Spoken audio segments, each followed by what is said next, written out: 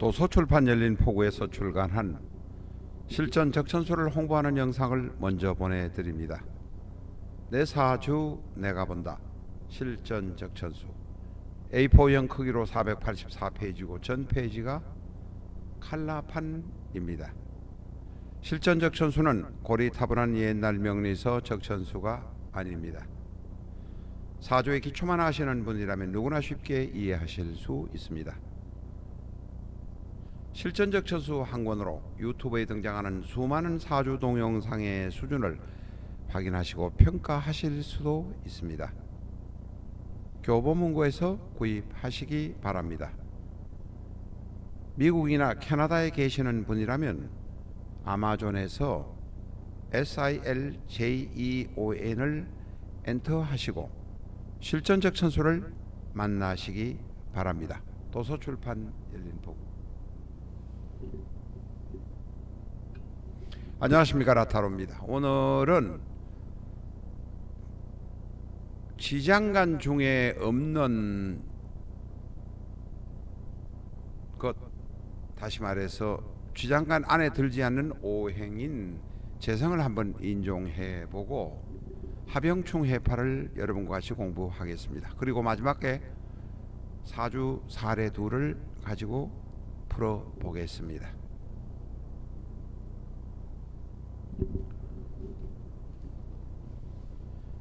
진토 안에는 얼개무라는 지장간이 들어있습니다.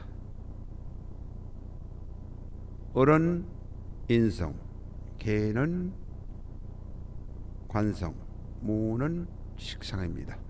지장간과 비견급제가 없는데 비견급제는 따로 다룰 필요가 없을 것 같고 재성만 한번 공부를 해보겠습니다. 병화의 재성은 금입니다. 양간인 경금을 인종해 보겠습니다. 그런데 이제 경금을 끌어와서 병진과 맞춰보면 진토 안에 있는 을목, 다시 말해서 병화의 인성인 을목과 경금이 을경합을 하게 되어 있습니다.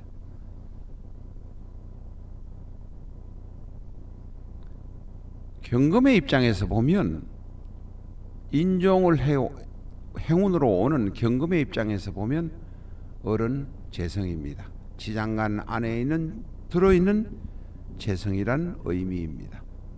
지장간 안에 들어있는, 특히 고안에 들어있는 재성의 경우와 안명합을 하게 되면 큰 부자가 될 가능성이 있습니다. 실제로 큰 부자 중에는 재성이 아무것도 없으면서 묘고 안에 들어있는 재성과 안명합하는 경우가 대단히 많습니다.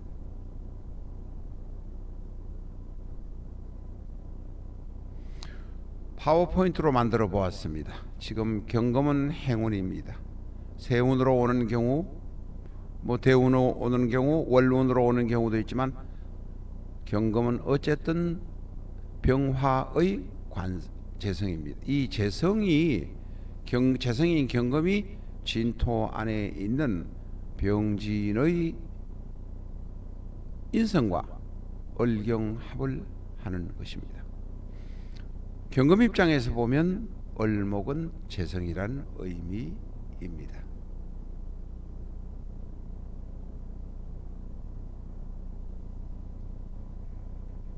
이 을경합의 경우는 2번에 관해서는 설명 조금 전에 드렸습니다. 3번에 진토 안에 있는 을목이나 토 안에 있는 목이랑 부동산 같은 것으로 뿌리를 내릴 가능성이 대단히 많습니다. 다시 말해서 부동산이 많을 가능성이 대단히 많습니다.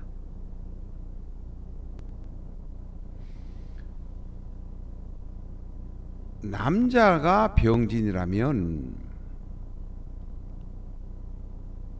재성은 양입니다. 돈이 들어오긴 하지만 관리가 잘 안 될 수 있으니, 혹은 직장 생활을 해서 제대로 취직을 하지만 오래 견디지 못하고 움직일 가능성이 있으니 수성하고 수성해야 됩니다. 참고 직장 생활을 하면 최고란 의미입니다. 왜냐하면 병진의 경우는 바로 일지 진토가 이동의 시점에 있는 오행이기 때문에 그렇습니다. 진과 산은 술과 해를 만나면 이동을 하게 됩니다. 그러나 그 이동이 희망을 가지고 한 이동이 슬픔으로 변할 가능성이 대단히 많습니다. 함부로 이동하면 고통만 따를 가능성이 많다는 것입니다. 병진이 남자면 아내가 아플 수도 있습니다. 혹은 이별할 수도 있습니다. 이별한다는 것은 살아서 이별한다는 의미입니다. 병진은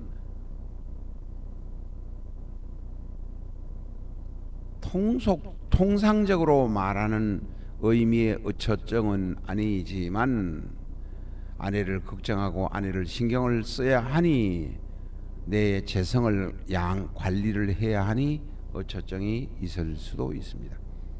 일반적으로 말하는 어처증과는 조금 다른 의미라고 전에 말씀드린 바가 있습니다. 병진이 여자라면 내 시어머니나 친정아버지가 부자이거나 환자이거나 둘 중에 하나가 될 가능성이 대단히 높습니다.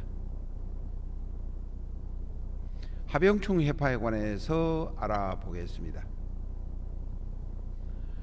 일지 진토는 앞에서도 말씀드린 바와 같이 진사, 양에서 이제 양이 끝을 다해가는 시기에 있습니다. 오가 오면 오는 음의 시기가 시작되는 시기입니다. 그래서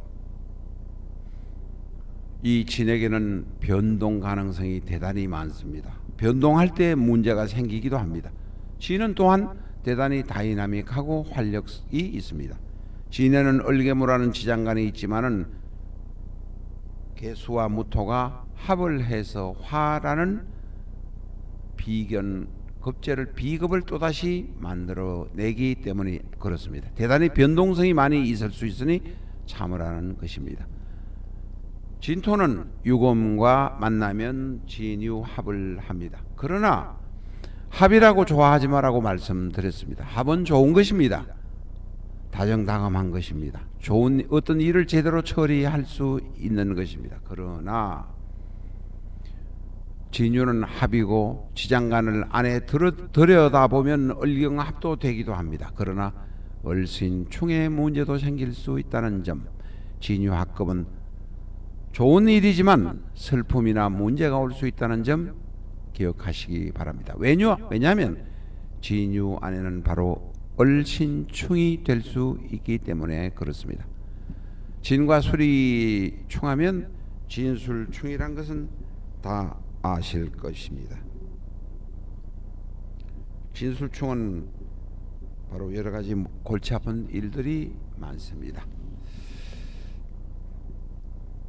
그 다음에 진이 같은 진을 만나면 토가 토를 두 개 만나면 만나는 것도 그런데다가 진이 진을 만나면 끙끙거립니다.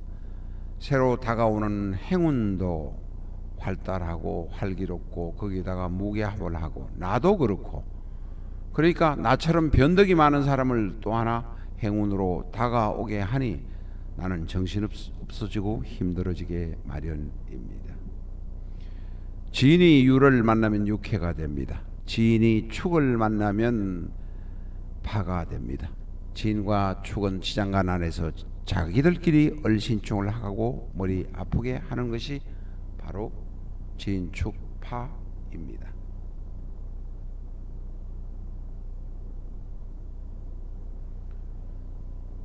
진이 해를 만나면 원진귀문이 됩니다.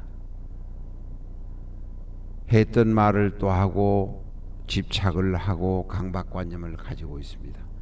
진의 원진귀문은 같이 보셔도 되고 물론 의미는 다릅니다. 원진은 남을 강박하고 집착하고 하지만은 귀문은 정신적인 문제에서 이상이 오거나 일시적이라도 정신적인 문제가 생길 수 있습니다.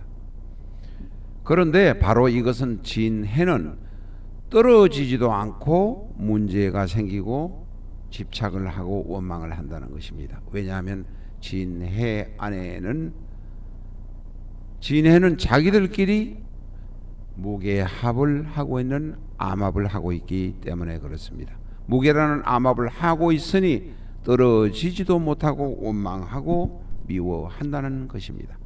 앞에서도 말씀드렸습니다. 진토는 라망입니다. 진사가 술해를 만나면, 진이 술이나 해를 만나거나 사가 술이나 해를 만나면 변동할 수밖에 없는 문제가 생깁니다. 진이 해를 만나면 원진 귀문이기도 하고 또한 이동 변동수가 생길 수가 있다는 것입니다. 원국에 진해가 있는 경우에 진을 다른 오행이 형충극을 하면 역시 같은 문제가 생깁니다. 이해가 안 되시면 한 번 더 꼼꼼히 보시기 바랍니다. 사주 사례 둘을 알아보겠습니다. 첫 번째입니다. 기유, 무진, 병진, 기해. 기유, 무진, 병진, 기해입니다. 이 사주 공부를 하기 전에도 말씀드렸습니다만 한 가지를 가지고 끝장을 보려고 하시지 마십시오. 가벼운 마음으로 이 사주의 특징이 무언가를 보다가 보면 500개, 1000개, 1500개 보다 보면 자연적으로 물리가 트이게 됩니다. 기유, 무진, 병진, 기해. 여기 사주는 토가 5이나 돼서 토가 거의 판을 지배하고 있습니다. 화가 하나, 금이 하나, 수가 하나, 목이 없습니다. 목은 진토 안에 을목, 진토 안에 을목, 해수 안에 간목이라는 지장간으로 들어 있습니다만 천간에 투간된 것이 없으니 특별히 힘을 발휘할 수가 없는 상황입니다. 진월에 태어난 병화인이 등령하지 못했습니다. 병화는 나를 도와주는 목도 없고 혹은 나를 도와주는 비견급제도 없는 상황이니까 대단히 신약한 사주입니다. 다시 말해서 힘을 다 뺏기고 거의 힘이 없다. 이런 분은 사업을 하면 안 된다 할 수 있습니다. 물론 진토 해수 안에 갑이 들어있지만 지장간에 있는 것은 목이 많아서, 다시 말해서 지장간에 있어서 천간에 투간되지 못해서 힘도 없는 데다가 목이 많아서 지장간에 있는 갑의 목셋은 힘을 쓰지 못합니다. 이것도 역시 토다 목절의 하나입니다. 토가 많아서 나무가 힘을 쓰지 못하는 모습이란 의미입니다. 이 사주는 병화 일간은 신약하지만은 기토, 무토, 진토, 기토 대단히 토의 세력이 강합니다. 식상의 세력, 활동의 세력이 강합니다. 활발하게 활동적으로 움직이려고 하는 경향도 있다는 것입니다.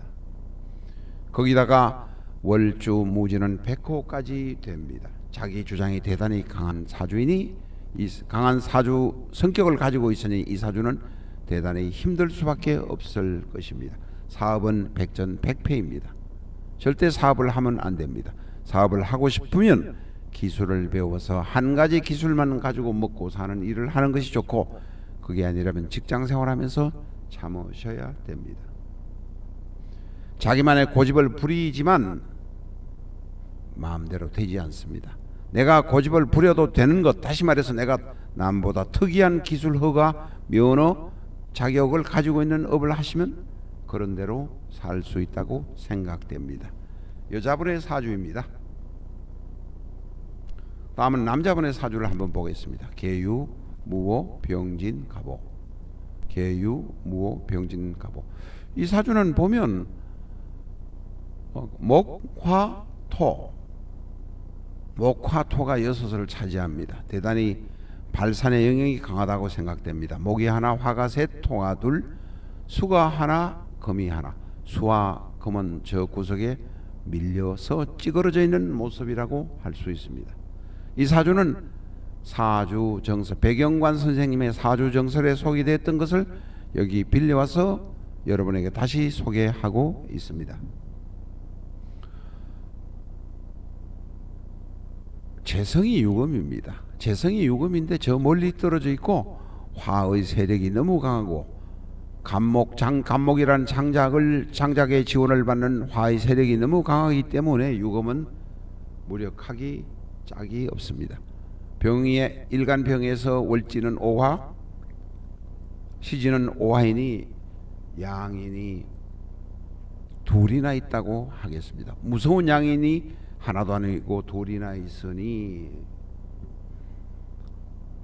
대단히 강하기만 하지 제대로 이루어질 수 없는 것이 아닌가 하는 생각이 먼저 듭니다. 일간병화는 오화라는 비급의 도움을 받아서 재성인 유금을 그냥 박살내어 버립니다. 유금과 오래 살 수 없습니다. 실제 이 사주의 주인공인 남성은 부인과 사별했습니다.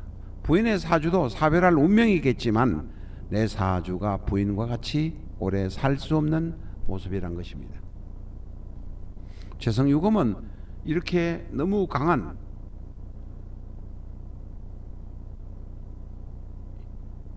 이 병화를 당할 길이 없습니다. 그래서 다시 이제 보면 바로 오화는 비겁이요, 일시지에는 오화도 비겁입니다. 그래서 급제입니다. 그래서 급제는 흉신인 것입니다. 이런 기회에 바로 결정적으로 흉신이 되는 것입니다. 그러나 급제라고 해서 무조건 다 흉신은 아니다. 이 양인의 모습이 되고 이런 모습이 될 때는 100% 흉신이다. 그래서 급제는 70~80% 정도는 흉하게 작용한다 말할 수 있습니다. 대단히 박복한 사주입니다.